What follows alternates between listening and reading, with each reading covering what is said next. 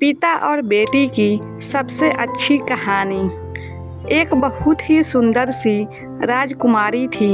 उसको गुस्सा बहुत ज़्यादा आता था। उसके गुस्से से घर के सारे लोग बहुत ही परेशान रहा करते थे, लेकिन उसका गुस्सा कभी कम ही नहीं होता था। एक दिन जब घर के सारे लोग उससे परेशान हो गए तो सबने मिलकर उसके पिता को यह बात बताया। उसके पिताजी जब यह बात सुने तो उनको भी बहुत ही ज़्यादा दुख हुआ। उन्होंने ठान लिया कि अब इसका गुस्सा कम करने का कोई न कोई रास्ता निकालना पड़ेगा। एक दिन उसने पानी बेटी को बुलाया और बोला, मैं आपके साथ एक गेम खेलना चाहता हूँ। लड़की बहुत ही ज़्यादा खुश हो गई और बोली, क्यों नहीं पिताजी। उसके पापा ने बोला, तुमको जब भी किसी पर गुस्सा आएगा तुम दीवार पर एक कील ठोक देना, और जिस दिन गुस्सा ना आए दीवार की एक कील निकाल देना। लड़की ने बोला, ठीक है पापा, लेकिन आपको गेम जीतने के बाद बहुत ही अच्छा सा गिफ्ट देना होगा। उसके पापा बोले, ठीक है। पहले ही दिन लड़की को खूब गुस्सा आया और उसने 10 कील दीवार में लगा दिया।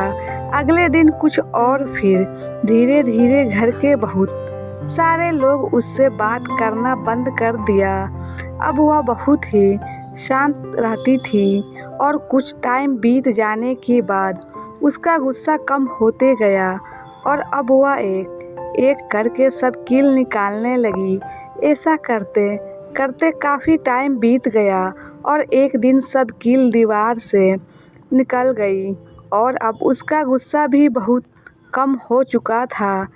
जब सब कील निकल गई तो वह एकदम बदल चुकी थी और अपने पापा के पास जाकर बोली, पापा मैं तो यह गेम जीत गई। तो उसके पापा ने समझाया कि बेटी देखो, जो कील तुमने दीवार पर लगाया था और अब निकाल दिया, वहाँ कितना दरार पड़ गया है।